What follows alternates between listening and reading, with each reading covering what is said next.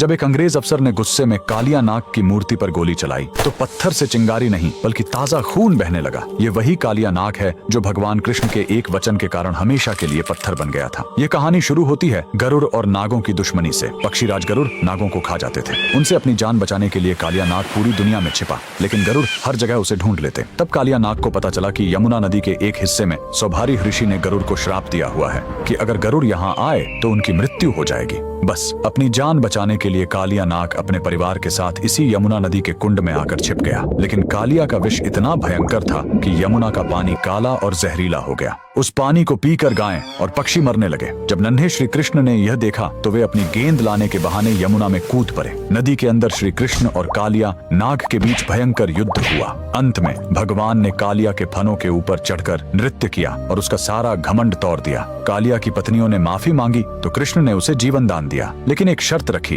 तुम्हें अभी इसी वक्त यमुना छोड़कर वापस समुद्र में जाना होगा। जाते समय भगवान ने उसे एक चेतावनी दी, जाते समय पीछे मुड़कर मत देखना, वरना जहाँ देखोगे वहीं पत्थर के हो जाओगे। कालिया नाग अपने परिवार के साथ निकल पड़ा, लेकिन जैसे ही वह ब्रज की सीमा पर स्थित जैत गांव के पास पहुंचा, उसके मन में एक बार फिर वृंदावन को देखने का मोह जाग उठा। उसने सोचा एक आखिरी बार देख लूं, और जैसे ही उसने पीछे मुड़कर देखा, श्री कृष्ण के वचन अनुसार वह तुरंत वहीं पत्थर की मूर्ति में बदल गया। कहा जाता है कि उसकी पूंछ आज भी जैत गांव के जमीन के नीचे से लेकर वृंदावन तक फैली हुई है। सदियों बाद जब भारत में अंग्रेजों का राज्य आया तो उन्हें इस कहानी पर विश्वास नहीं हुआ। सच्चाई जानने के लिए एक अंग्रेज अफसर ने मूर्ति के आसपास खुदाई शुरू करवाई, लेकिन खुदाई का कोई अंत ही नहीं मिल रहा था। झल्लाहट और गुस्से में आकर उस अफसर ने अपनी बंदूक निकाली और कालिया नाग की पत्थर की मूर्ति पर गोली चला दी। तभी पत्थर के उस घाव से खून की धारा फूट पड़ी। ये चमत्कार देखकर अंग्रेजों की रूह कांप गई और वे वहां से दुम दबाकर भाग खड़े हुए। आज भी जैत गांव में वह मूर्ति मौजूद है। कमेंट्स में जय श्री कृष्णा जरूर लिखें।